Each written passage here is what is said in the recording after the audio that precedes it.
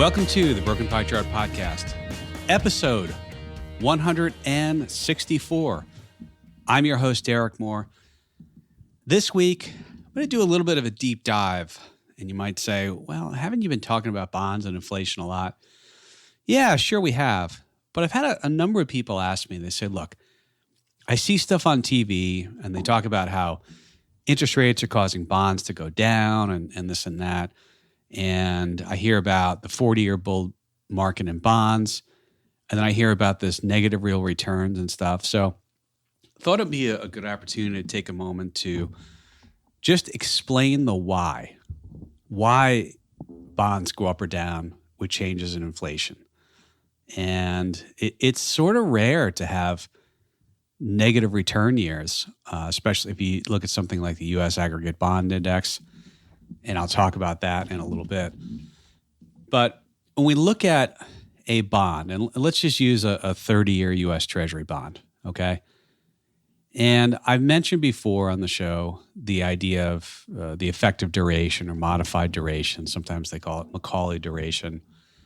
And these are all ways, when we say duration in bonds, what we're really saying is, what is the risk for every 100 basis point change in interest rates?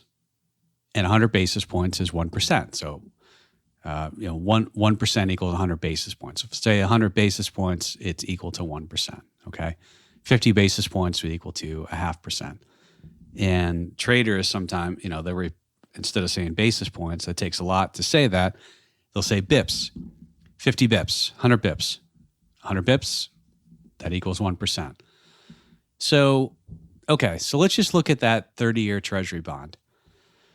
And if you have a 30-year Treasury bond, you buy it today, you buy it for $1,000, and let's say the coupon rate is 10%. So 10% means you get 10% of the par value of $1,000 each and every year. And Treasury bonds pay twice a year, so you get, one payment, and then 6 months later you get the second payment. But a coupon rate is based upon the annual percent of par value. So if you buy the bond at 50 and the coupon's 10%, it's still paying off $1,000. That's the par value. The market value is something different. So we have this bond, 30-year bond, coupon rate is 10%, and we're going to assume that the required rate of return right now is 10%, meaning you own the bond, you bought it for $1,000, it's paying 10%, and you're going to get 10% a year or $100. Great. And by the way, new bonds that are being issued, they're at that same 10%. So interest rates really haven't changed. The demanded rate of return is equal to it. Okay, everything's really easy up to this point. So with a 10% coupon, means you get $100 a year the next 30 years, pay $1,000. At the end of 30 years, you get your $1,000 principal back unless the U.S. government defaults. Highly unlikely, or if they ever did, we'd have other issues.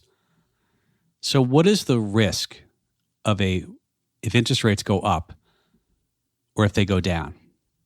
Okay, if interest rates go down, it means your bond price will go up.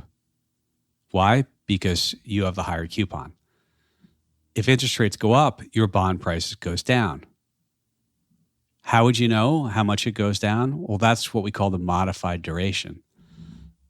And if you look at the modified duration, and you can actually do this in Excel. So if you're doing Excel, you can do equals M duration, and then you put in a bunch of this stuff. But I'll tell you, it's about 9.5, 9.5. So what does that mean? Well, it means if interest rates go up exactly 100 basis points or 1%, same thing, you would expect the value of your bond to decline about 9.5%. You take the duration by the interest rate move, all right? Now you might say, well, what if interest rates go up 5%? Can I still use that 9.5? Not exactly, because that is sort of the duration for each 100 basis point interval. And then you start to bring convexity in with bonds and the rate of change on that. But let's not go there yet. Okay, so if I lose about 9.5% on my $1,000 bond, I lose about $95, right?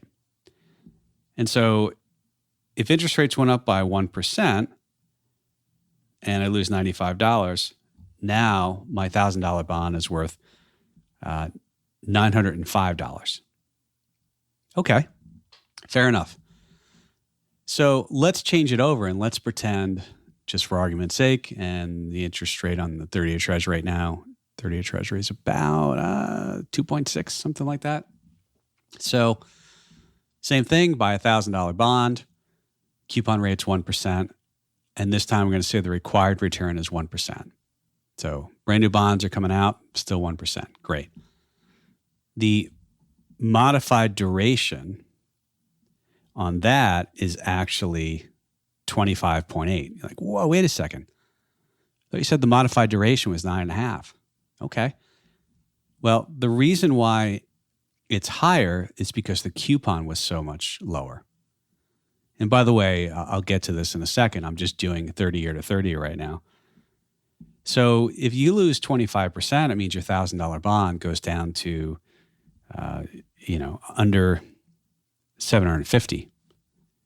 So if we take the 25.8% and we say by 1,000, you lose $258. So your bond would be worth $742. Now you're like, wait a second. Both of these are 30-year to maturity bonds. But why does one have so much risk than the other? And the easy thing for me to say would be, well, it's modified duration, effective duration. Any of those, its duration is much higher. So, but what's the why behind that? The why behind that really goes to the cash flows. And when you have a higher coupon, you're getting paid more every 6 months than you are if you have a low coupon. So let's take the same example. Let's assume on the 30-year bond at 10%, you're going to own it. Next 30 years, you're going to keep it. And then at maturity, you get your $1,000 par value back. Along the way, though, at a 10% coupon, you're getting $100 a year in interest. And so every 10 years, you're getting $1,000. So $100 a year. So after 5 years, that's $500. After 10, that's $1,000. After 20, that's $2,000. After 30 years, you've collected $3,000 of cash flows before you got that $1,000 in par value back. Let's look at the 1% bond now. All right. Instead of $100 a year, you're getting $10 a year. After 10 years, you have only collected $100. Think about that. 10 years, only $100. In our other example, you had $100 after year one. In fact, after 10 years, you got your initial investment back. So let's say if the U.S. government defaults, after 10 years on 10%, you would have gotten your money back. At least you would have, in theory, been lost zero. Of course, So the reason why I wanted to go through this, because everyone throws around the term duration, and I wanted to give you sort of an example. And the example is it lies in the cash flows. It lies in the cash flows. And the higher the coupon rate, the more cash flows you're getting along the way. And that's why a zero coupons don't pay any interest. You just buy it, and then eventually the price goes to par value, assuming you bought it, under par, and you get your $1,000 back. So if you buy it for $300 and you redeem it at $1,000, it's a zero coupon. You're not getting any payments. All right. So I mentioned earlier how the coupon rate and the time to maturity both affect how much interest rate risk you have in a bond. So lower duration bonds, I shouldn't use the word term duration, lower time to maturity bonds do have less sensitivity to risk. And it's why you see on CNBC, everybody's saying, well, I believe we should go to short duration bonds if interest rates are going to be rising. So remember I told you the duration, the effective duration on those bonds. Well, if I had a 10-year bond, a 10% coupon, it's about 6.3, 6.2, the modified duration. That 1% bond would be, a little under 9.5 duration. And so there, interest rates go up 100 basis points or 1%. That's about what you'll lose, okay? So your interest rate risk is a function of how high or how low the coupon is. The coupon is the amount of interest you get every year versus the time to maturity. The higher the coupon and the lower the time to maturity, the less interest rate risk you have. The lower the coupon and the higher time to maturity, the more interest rate risk you have. When we say duration does not equal time to maturity. Duration is really what we're saying your interest rate sensitivity, your sensitivity to interest rate risk. And it's one of the reasons why, even though we were having inflation, some of the TIPS complex, the TIPS bonds, they have duration as well, meaning interest rates go up, bond prices go down, even if they are getting adjustments for changes in the CPI. I did another episode, Marcel Benjamin, who is a senior strategist, a bond strategist, was my guest. I'll link to that in the show notes. And it's really just a masterclass in bonds. Now, we haven't mentioned, let's say, default risk, because we're using, at least in our discussion so far, we're using U.S. Treasury bonds, where the implied rate of default or the expectation of default is very, very low. Because we control our own currency, we can print more money. Doesn't address the fact you could have inflation or you could make the currency less worth less, but that's neither here nor there. And in the market, there is a risk premium on different levels of bonds. That's why high yield bonds or junk bonds pay a higher interest rate than, let's say, U.S. Treasuries, because their default rates or the default risk is considered higher. So I hope that, at least so far, that makes sense. But the why behind it, the why behind the interest rates risk is so high when you have lower coupons, is that it's your cash flows. And what I told you, 10%, you get $100 a year. 1%, you get $10 a year. So it's when you're getting that money. Now, the other thing that I haven't talked about yet is you're hearing a lot about real returns or after inflation. And the reality is, if inflation's 8.5% over the last year and your bond is only giving you 2.5%, you've lost purchasing power because your quote unquote real return after inflation is negative. The back of the napkin way of doing this is simply to take the return that you get minus the inflation rate. So if you get 10% and inflation's 5%, back of the napkin, back of the envelope, the quick math is, you only made 5%, not 10%, because everything went by 5%.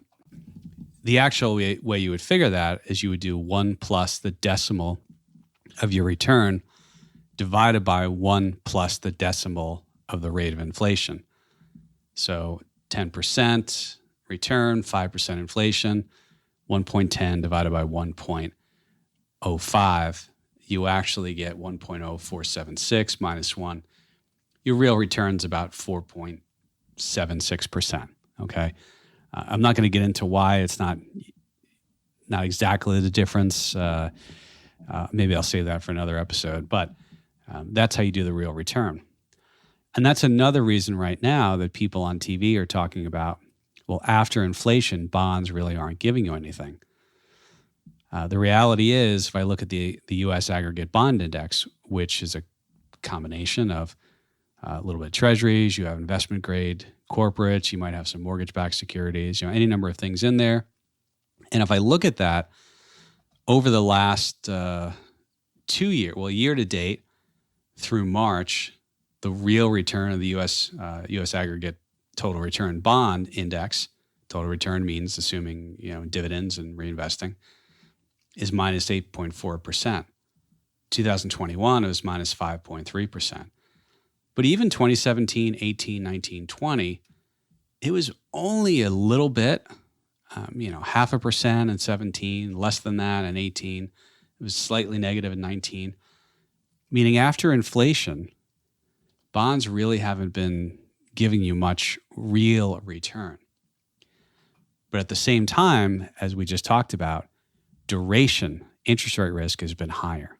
Okay. Remember, when we think about duration, why does duration go up when coupons are lower? Well, because cash flows are involved. You're not getting that much cash. And why is it that the longer time to maturity, the more interest rate risk you have?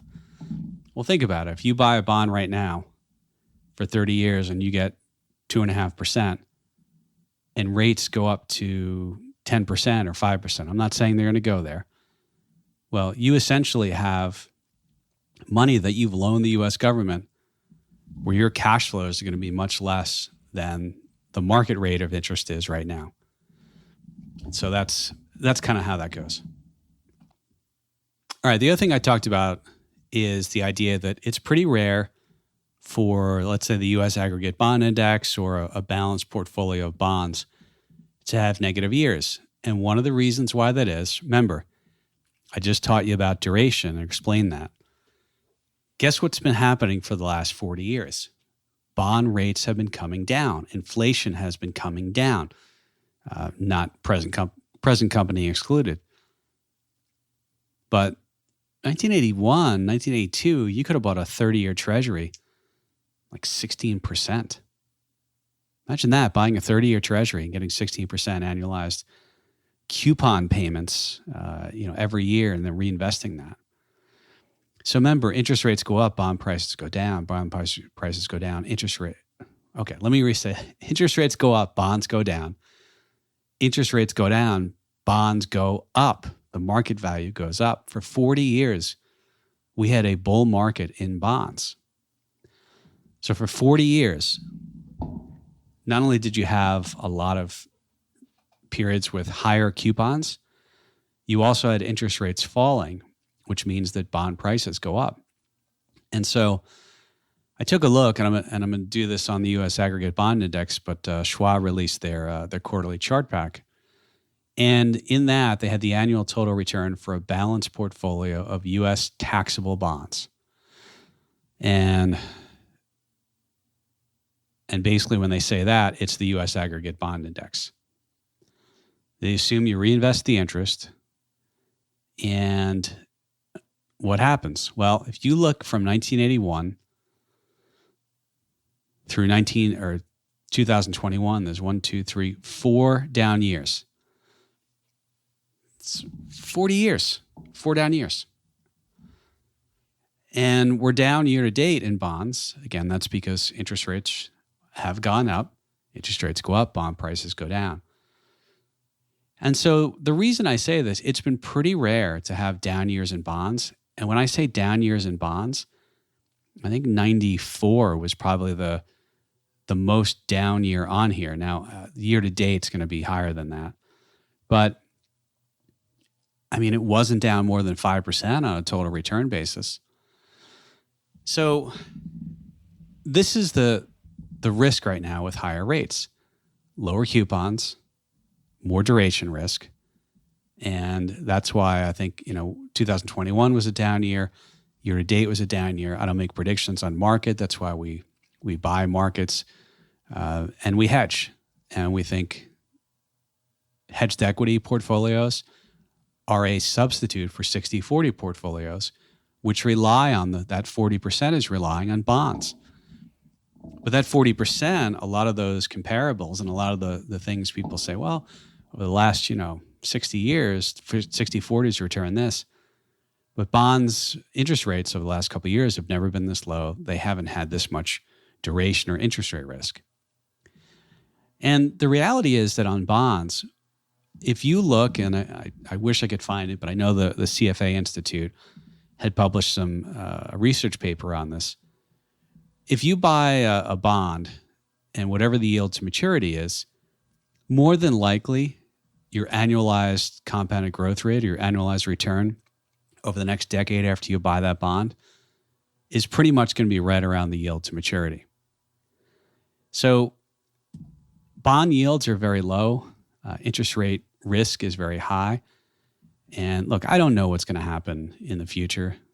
But I can tell you, I wrote about this in my book, Broken Pie Chart. What a great, would have been a good Easter gift, but you'll be maybe listening to this on Easter, Mother's Day, Father's Day.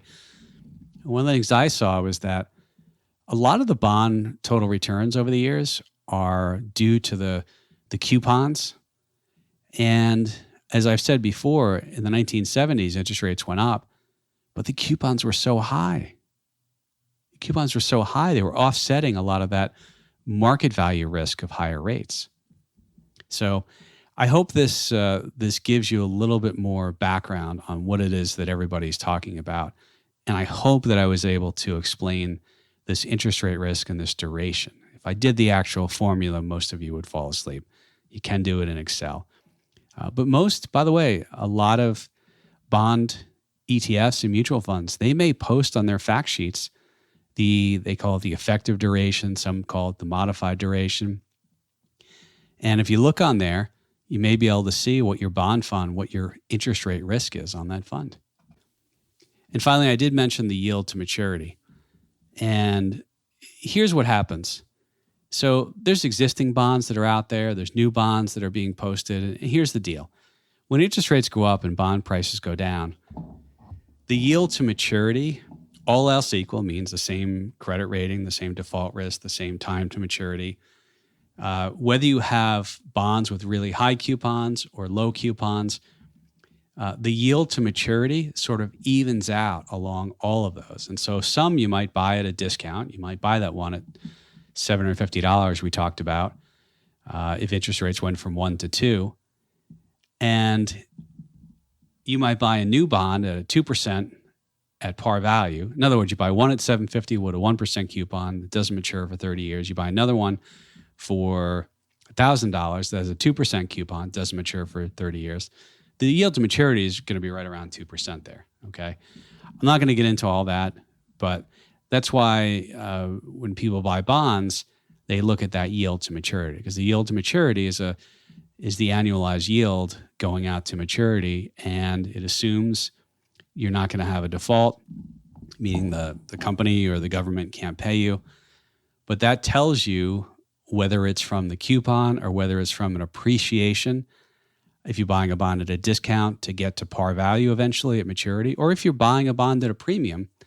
As interest rates have gone down for 40 years, if you search, there's a lot of bonds that are trading above par, and they have higher coupons. So that will come down towards par closer you get to maturity, but at the same time, you're getting the coupon. My point there is that you might say, well, who would ever buy a bond that has a lower interest rate? Well, typically you get a discount. And that's the other reason why bonds reprice their market values based upon the prevailing rates in the market of what investors are requiring, the all else equal bond, right? Same time to maturity, same credit risk, all that type of stuff. And so people are buying and selling these bonds. They trade at a discount, they trade at a premium, but at the end, it's that yield to maturity. And I hope that makes sense. I try not to get too far in the weeds on this. I try and give you practical examples that hopefully make things a little easier to understand. But look, I know a lot of talk right now in the news. You're hearing terms like convexity, and you're hearing about duration and interest rates and yield curve and all this type of stuff.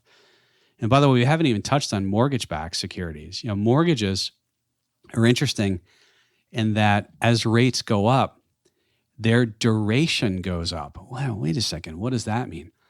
Well, think about what happens if you have a fund that holds a bunch of mortgage-backed. If you have a mortgage-backed security bond, okay, if you have a bond, and in that bond, it represents a bunch of different mortgages.